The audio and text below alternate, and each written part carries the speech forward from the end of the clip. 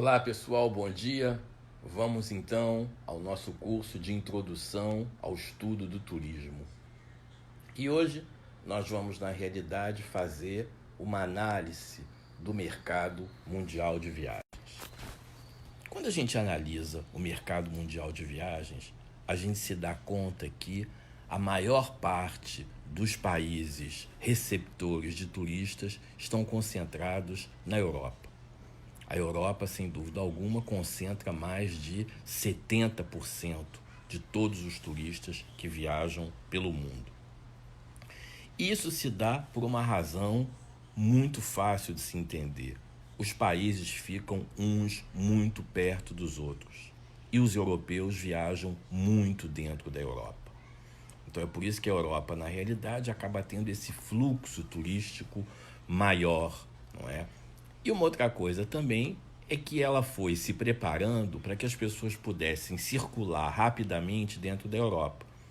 Ela tem um bom sistema ferroviário, ela tem um bom sistema rodoviário, ela tem um bom sistema aéreo, sobretudo com companhias aéreas low cost, low fare, são companhias que fazem voos internos dentro da Europa, baratíssimos. E a Europa também abriu o que a gente chama de política de céus abertos. Isso quer dizer que qualquer companhia aérea estrangeira pode voar dentro da Europa, mesmo fazendo voos domésticos. E aí isso, na realidade, gerou uma concorrência muito grande e as tarifas foram lá embaixo, o que possibilitou ainda que os voos dentro da Europa fossem mais baratos ainda. O país que mais recebe turistas no mundo é a França. Ela recebe mais de 80 milhões de turistas. Isso acontece também por uma razão muito simples. Ela foi se adequando a todos os perfis da demanda. Quer dizer, a gente pensa normalmente na França como um grande glamour. Não, a França não é somente um grande glamour. Ela foi, na realidade, se adequando ao poder aquisitivo mais barato ao poder aquisitivo mais alto. E ela foi, na realidade, se estruturando para que o turista pudesse conhecer aquele país por conta própria. Então, por exemplo, você vai para Paris, você conhece toda a cidade de metrô, não é? Você tem tickets específicos de metrô, muito mais baratos do que os tickets normais, para você, por exemplo, conhecer Paris. A cidade foi se estruturando para esse visitante que, na realidade, viaja por conta própria. Você tem, por exemplo, um cartão de visita aos museus, na realidade, que lhe dá descontos altíssimos para você poder visitar todos os museus daquela localidade. E você foi, assim, na realidade, conjugando, sem dúvida alguma, aquele poder cultural e natural que a Europa tem com tarifas se adequando aos diversos perfis de mercado. A gente normalmente pensa que tudo é muito caro na Europa, mas, por exemplo, você tem em Paris hostels de boa qualidade, onde você vai ficar num quarto coletivo por 14 euros por dia. O que aqui entre nós não é uma coisa fora da realidade, não é? Assim como você vai encontrar na cidade de Paris também hotéis que vão cobrar 3 mil euros o quarto. Então a gente vai, na realidade, se adequando a todos os perfis. E o mais importante, eu vou dizer para vocês, é colocar esse sistema público, na realidade, de transporte, para que você possa conhecer a cidade e passear também pela cidade. E o bonito da França, não é? Não é apenas, na realidade, que ela é o país, enfim, dos grandes museus, dos grandes vinhos, mas ela é o país multicultural.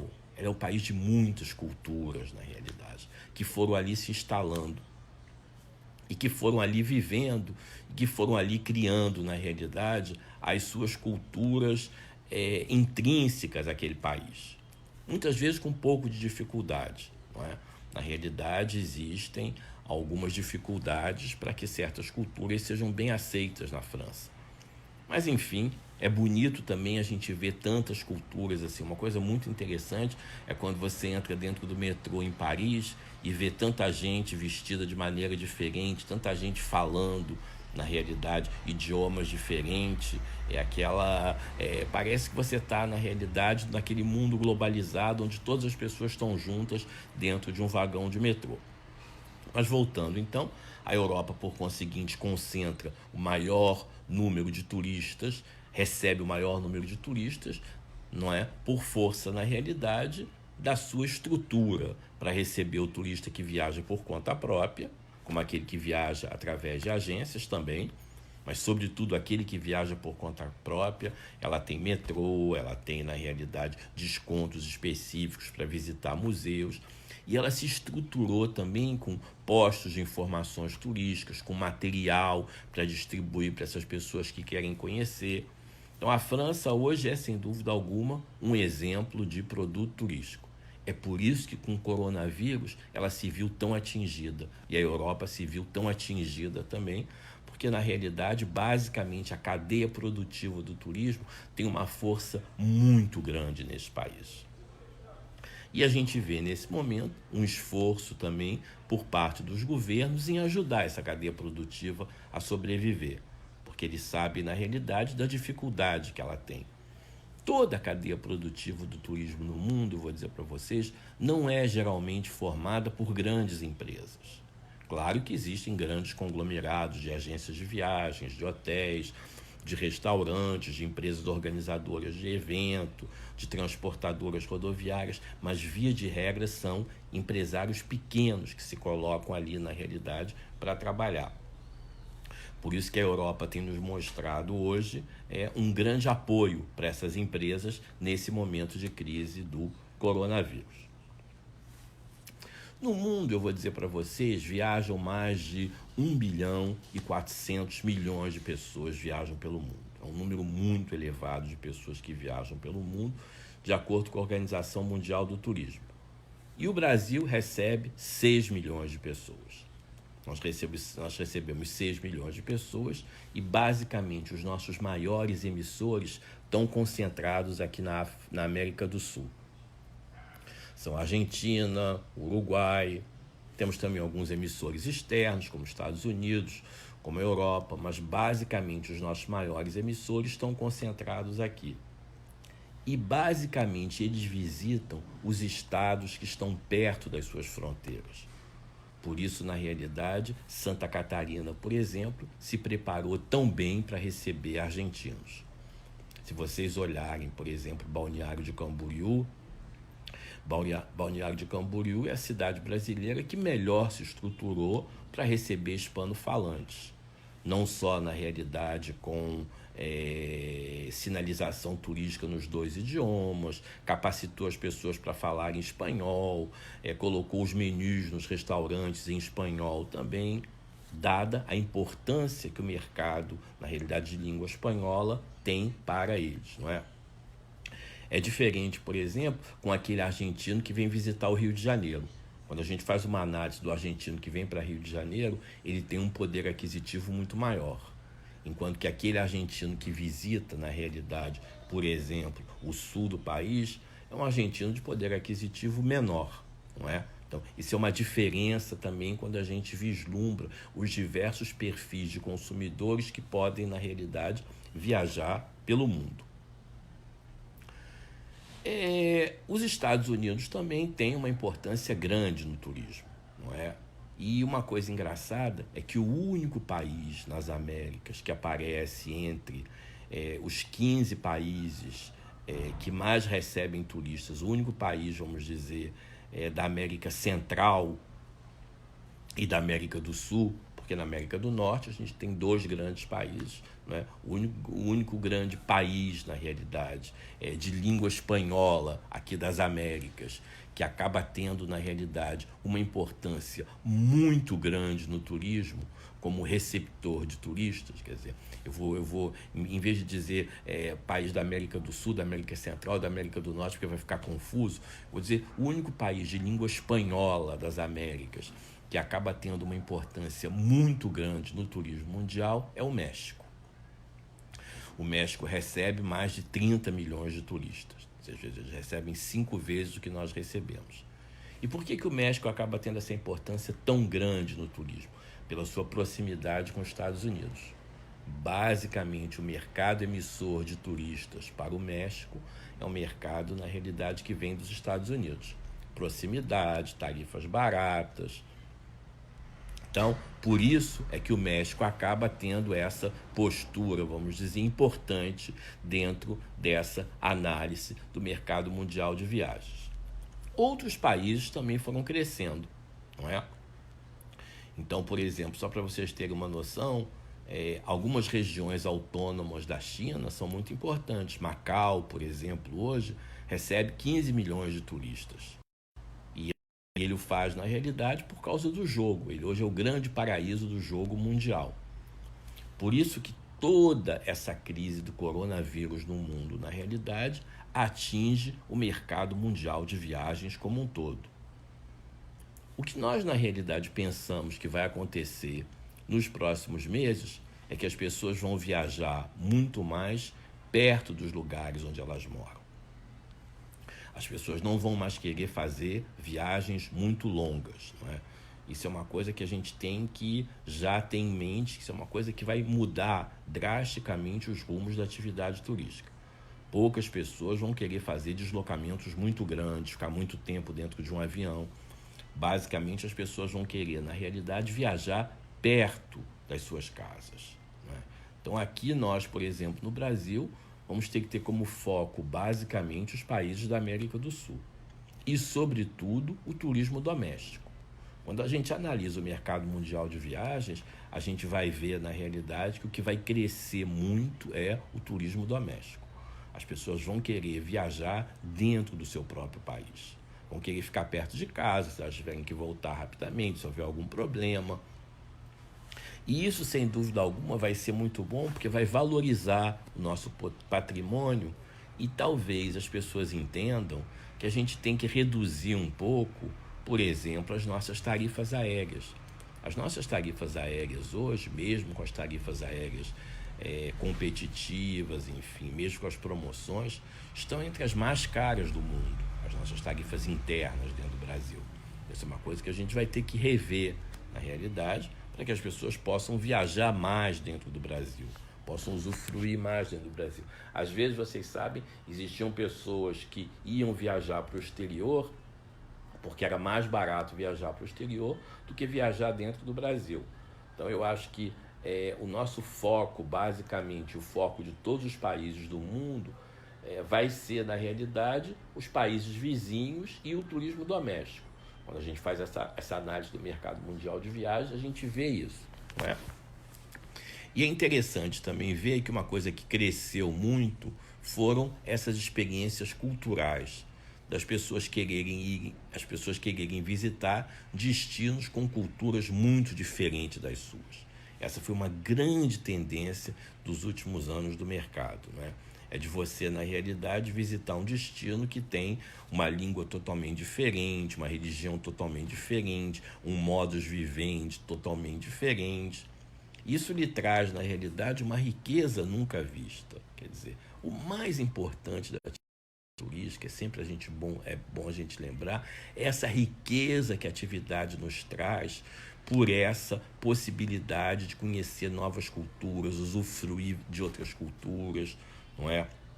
Ter a possibilidade de vivenciar novos comportamentos. É isso que nos faz cidadão do mundo. Aquele cidadão, na realidade, que viajou muito a vida inteira, ele hoje tem muito mais solidariedade, não é? Ou pelo menos ele deveria ter, porque ele conheceu várias realidades, ele vivenciou várias realidades. Então eu acho que o turismo também ele cria dentro de nós uma certa solidariedade, porque a gente vai conhecendo outros países, a gente vai entrando nesses países, vai vendo na realidade contradições muito grandes que existem, não é? E essas contradições, na realidade, nos ajudam melhor a entender o mundo e nos ajudam, talvez, melhor, na realidade, a nos posicionar em ações estratégicas no mundo, não é? Na defesa de ideais importantes, não é? Como a democracia, a diversidade, a história. Isso é muito importante. A gente aprende tudo isso, na realidade, também viajando, não é? A defender essas coisas, não é? E a defender, sobretudo, as minorias. Porque a atividade turística, ela tem também como objetivo a nível mundial proteger, na realidade, os grupos mais fragilizados que existem no mundo, não é? Aqueles remanescentes de algumas culturas. Por isso é que nasce o famoso Código de Ética Mundial do Turismo, da Organização Mundial do Turismo. Esse código, ele nos diz basicamente como é que o turista deve se comportar, como é que o prestador de serviço deve se comportar e como é que as autoridades devem se comportar e como é que o anfitrião deve se comportar.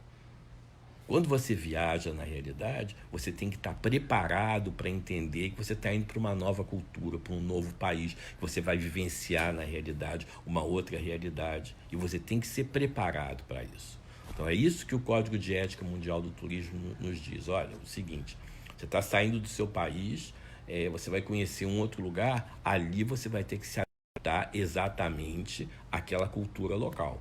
Você vai ter que se comportar daquela forma. Você vai ter que entender que aquilo ali, na realidade, são preceitos muito específicos e ali você deve identificá-los e respeitá-los.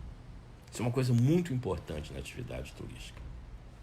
E talvez, nesse aspecto, o agente de viagens, por exemplo, tem uma função muito importante.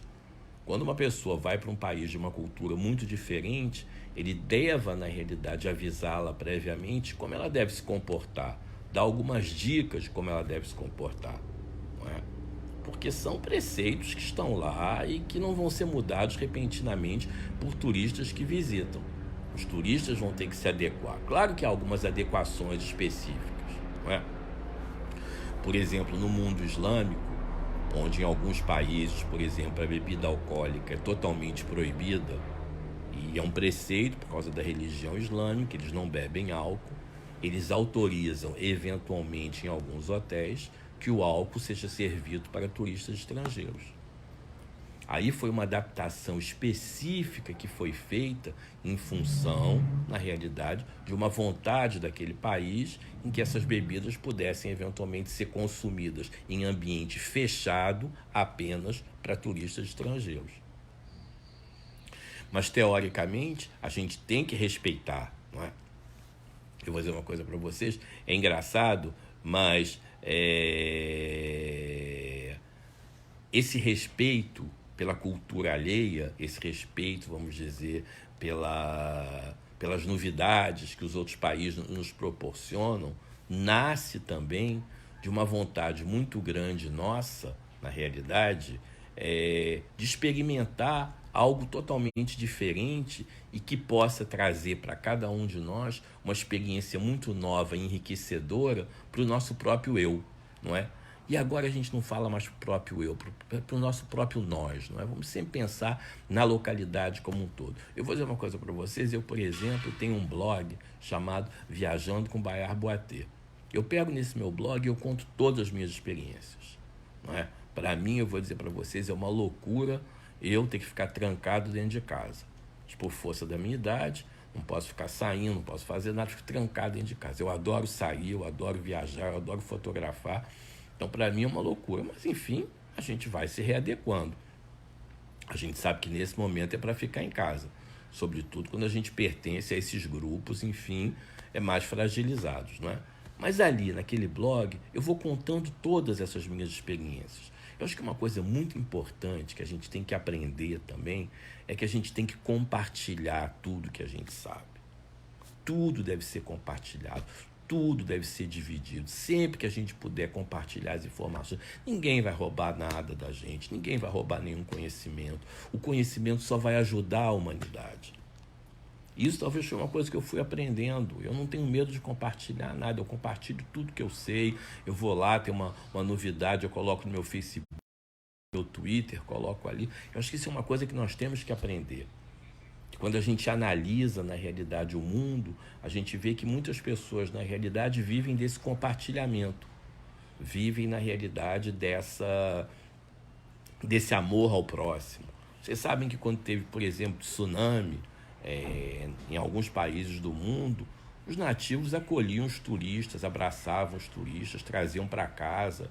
Uma coisa de uma profundidade, de humanidade que estava presente em cada uma deles e que eles aprenderam na realidade por força de solidariedade local, muitas vezes trazida pelas próprias religiões. Há religiões, aliás, todas as religiões normalmente apregoam essa solidariedade, cada uma da sua maneira, não é? A gente não pode pensar que todas as religiões têm os seus mesmos preceitos. Não, cada uma delas vai acreditando numa coisa, vai acreditando numa maneira de agir, numa maneira de pedir, numa maneira de agradecer, não é? E às vezes algumas dessas religiões, na realidade, levam as pessoas a terem comportamentos muito solidários com as demais. Nessa análise do mercado mundial de viagens também, a gente verifica muitas vezes, que o idioma é uma grande barreira para as pessoas poderem viajar. É o caso, por exemplo, da China, que é um país que recebe mais de 60 milhões de turistas, não é? É um dos países que recebe mais turistas do mundo. Como eles foram tendo uma série de problemas, eles têm muito problema com o idioma. Muito, muito. É engraçado, por exemplo, você passeia nas ruas de Beijing e aí aparecem umas mulheres, elas vêm conversar com você e aí você vê logo pelo tipo, na realidade, você se dá conta que elas não estão querendo apenas conversar, que elas estão querendo oferecer outro tipo de serviço, não é? E aí elas dizem, não, a gente só quer aprender inglês, não é? Então, uma maneira, por exemplo, de abordagem das prostitutas na China, elas chegam perto de você, dizem que querem aprender inglês, querem falar inglês, e a partir dali, na realidade, pode nascer isso. Uma outra coisa na China também é que, como pouca gente fala inglês, os hotéis normalmente dão um cartãozinho para você dizendo, me leve de volta para o hotel tal. Então, se você se perder na rua, tiver que tomar um táxi, você vai lá, apresenta aquele cartão e aí você automaticamente é levado de volta para o seu hotel. Há países também, nessa análise do mercado mundial de viagens, que foram, na realidade, evoluindo muito, investindo muito no turismo. Um dos exemplos é Dubai. Não é? Dubai, na realidade, é um país que são vários Emirados, ele é um dos Emirados, né? São 7 Emirados que a gente tem, na realidade, nos Emirados Árabes Unidos. Dubai é um deles, é o mais forte, é o mais rico de todos eles. Não é? Dubai foi investindo muito na atividade turística, não é? Foi criando várias experiências. E, no princípio, Dubai era muito caro, porque você só podia ir para Dubai através de agência de viagens. Dubai também foi se adequando, na realidade, ao turista que viaja por conta própria, criando metrô para você poder chegar aos lugares. E criando um metrô engraçado, né? Que era o metrô que tem primeira e segunda classe. Isso era uma coisa que já teve na França numa época, depois acabou, mas até hoje, na realidade, em Dubai, o metrô tem primeira e segunda classe. E como faz muito calor, na realidade, naquele país, então tem ar-condicionado dentro do metrô, tem ar-condicionado nas estações de metrô. É um país, na realidade, também muito estruturado para essa parte, na realidade, das condições climáticas. E vejam bem, Dubai, mesmo sendo um país islâmico, se abriu para receber turistas. Não é? Foi entendendo a importância dos turistas.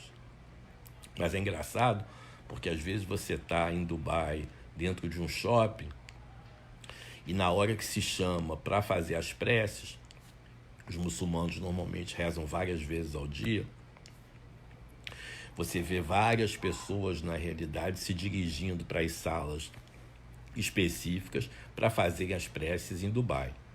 Outra coisa em Dubai também, vocês sabem que os muçulmanos, na realidade, usam roupas, às vezes, na realidade, com uma burca, cobrindo o rosto, às vezes cobrem o corpo todo, não é? Faz parte, na realidade, é uma parte cultural daquele país.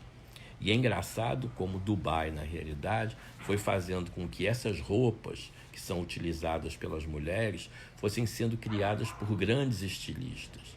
Então, às vezes você vê uma roupa dessa, na realidade, que para você parece uma roupa normal, mas localmente, na realidade, é uma roupa que foi criada por um Yves Saint Laurent, ou foi criada por Dior, enfim, por uma dessas grandes marcas. Isso é uma coisa também que foi sendo criada no âmbito desses países. Eu quis dar o exemplo de Dubai, porque Dubai, na realidade, foi um país que foi se fazendo, não é? Não é um país natural, é um país que foi se estruturando, que foi se fazendo, construindo hotéis, construindo equipamentos turísticos, construindo shopping. Ele foi se fazendo para receber, na realidade, os turistas internacionais. E ele, na realidade, também foi se situando ali como um bom prestador de serviço. Ele colocou, na realidade, como grande marca do seu produto a companhia Emirates, não é? Então, colocando a Emirates, o que ele fez, na realidade? A Emirates é um exemplo de prestação de serviço. Ele acaba, na realidade, mostrando ao mundo, através da Emirates, a prestação de serviço de Dubai, na realidade. É interessante também sempre dizer para vocês que nesses novos destinos turísticos que foram aparecendo, na realidade, o que mais cativou as pessoas sempre foi a experiência cultural, não é? É esse, sem dúvida alguma, o grande chamativo. E quando eu falava para vocês agora que nós vamos, na realidade, viajar muito mais dentro dos nossos próprios países, e que nós vamos fazer muito mais experiências domésticas, o Brasil é riquíssimo em experiências internacionais. Nós temos aqui, na realidade, pessoas que vieram do mundo inteiro para cá e que aqui se fixaram. Então, a gente tem como vivenciar uma série de práticas culturais aqui, de culturas europeias, de culturas africanas, de culturas sul-americanas, que aqui se fixaram, de culturas asiáticas, que aqui se fixaram dentro do próprio país. Um dos exemplos, vamos dizer, melhor assim, para a gente entender isso, e que é mais fácil, é falar no bairro da Liberdade, em São Paulo. Quando você fala, na realidade, no bairro da Liberdade, em São Paulo, sem dúvida alguma, você está vivenciando ali uma experiência japonesa, não é? Mercados com produtos japoneses, comida japonesa, os eventos japoneses acontecem ali, a decoração foi feita, na realidade, de acordo com uma tematização japonesa. É engraçado, mas você anda lá e toda a tematização do bairro da Liberdade, na realidade, é uma tematização japonesa, inclusive o nome dos próprios equipamentos, dos próprios bancos, na realidade. Então, é uma coisa que a gente tem que entender, que a gente vai ter nessa nova fase, em que as pessoas vão viajar mais perto, vão fazer mais turismo doméstico, a gente vai ter dentro do Brasil todas essas experiências que a gente vai poder, na realidade, vender. Experiências também que eu vou dizer para vocês que vão poder acontecer dentro do próprio estado, do Rio de Janeiro. Aqui, por exemplo, nós temos as lindíssimas do Vale do Café, não é? São, na realidade, lindíssimas essas fazendas onde a gente pode vivenciar um pouco a história do Brasil. E elas estão cada vez mais se abrindo para receber pessoas. Muitas, na realidade, ainda estavam fechadas, mas algumas estão se estruturando, estão se tornando hotéis, estão se tornando locais para a realização de casamentos, de festas.